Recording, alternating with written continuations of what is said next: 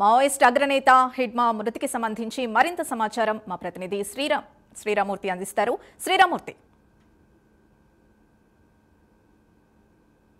ఉమ్మడి తూర్పుగోదావరి జిల్లా అల్లూరు జిల్లా రంపచోడవరం మారేడుమిల్లి ఆ ఘాట్ లో చూసినట్లయితే 5 కిలోమీటర్లు లోపల దొందమూడు అనే గ్రామం దగ్గర ఈ ఎన్కౌంటర్ 5 కిలోమీటర్ల లోపల అంటే ఘాట్ రోడ్ కి ఆ లోపల జరిగిందని చెప్పేసి ఇప్పుడే ఇక్కడ ఏదైతే ఇంటెలిజెన్స్ ఏడీజీ మహేష్ చంద్ర లడ్డా చెప్పిన పరిస్థితి ఉంది. ఇక్కడ మీడియా సమావేశంలో కూడా ఏ విధంగా ఈ ఎన్కౌంటర్ జరిగింది అనేది కూడా ఆయన వివరించారు.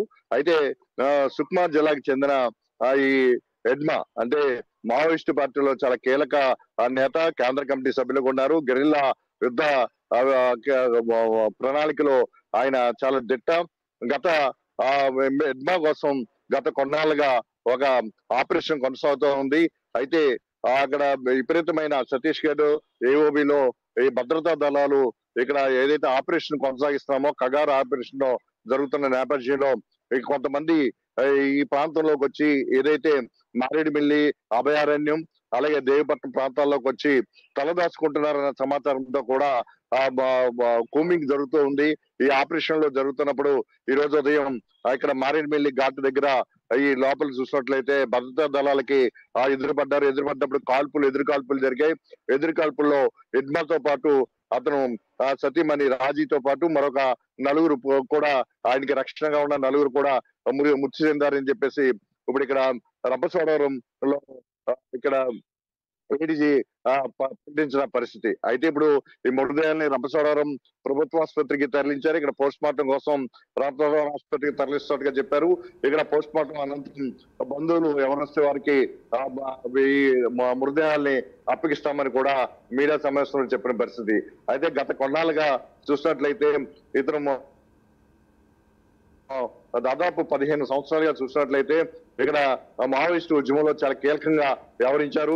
దాదాపుగా చూసినట్లయితే 25 ఎన్కౌంటర్లో చాలా కీలకంగా వ్యవహరించారు. భద్రతా దళాలు అన్ని మట్టుబెట్టడంలో పట్టలు పెట్టుకోవడంలో ఈయన కీలక పాత్ర పోషించారని చెప్పి కూడా ఇక్కడ మీడియా సమావేశంలో మాట్లాడినప్పుడు ఏడీజీ మహేష్ చంద్ర లడ్డా పేర్కొన్న పరిస్థితి కూడా ఇక్కడ కనిపిస్తుంది. అయితే మనం చూస్తున్నాం ఇప్పుడు ఈ మారేడుమిల్లి అభయారణ్యం ప్రాంతంలో కొంతమంది సుక్మా జిల్లా నుంచి అలాగే ఏఓబి ప్రాంతం నుంచి ఏదైతే ఆపరేషన్ కొనసాగుతుందో దీన్ని తప్పించుకోవడానికి ఇక్కడికి వచ్చారని చెప్పేసి తెలిసి కొంత సమాచారంతో నిన్న నుంచి కూడా గాలింపు చర్యలు ఆపరేషన్ ముమ్మరం చేశామని కూడా ఇక్కడ పోలీసు అధికారులు చెప్తున్న పరిస్థితి ఉంది.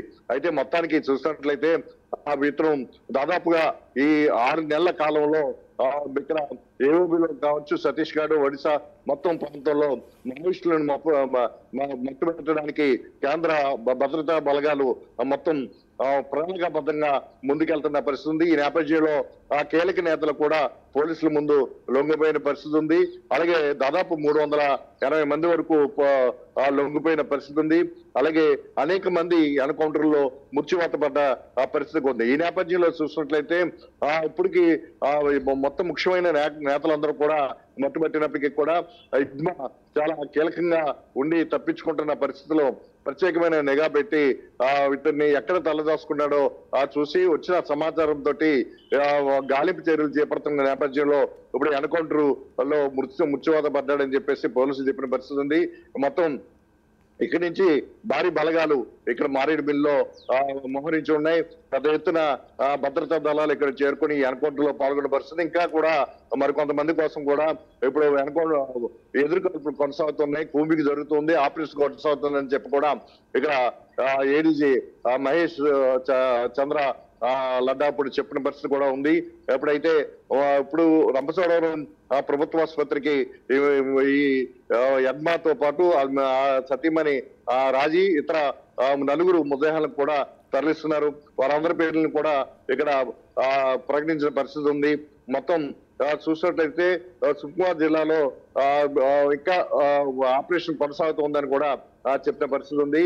ఇప్పుడు ఇతను చూసినట్లయితే గత 2016 కావచ్చు, 17 కావచ్చు, 2010లో అలాగే భద్రతా దళాల మీద సుక్మా జిల్లాలో అనేక దాడులు చేసిన పరిస్థితి ఉంది. దాదాపుగా ఏదైతే ఎడ్మా చేసిన దాడుల్లో అంటే ఊహాత్మకంగా ఆ మందు పాత్రలు పేల్చడం కానీ అక్కడి నుంచి తప్పించుకునే వ్యవహారంలో కానీ చాలా కీలకంగా వ్యవహరించే ఆ వ్యక్తి. ఇతను దాదాపుగా 3-4 గంటల్లో భద్రతా దళాలని దాదాపు 200 మందికి పైగా ఇక్కడ పొట్టను పెట్టుకున్నారని చెప్పేసి పోలీసుల దగ్గర ఉన్న సమాచారం. దీంతో ఇతని గురించి మొదటి నుంచి కూడా చాలా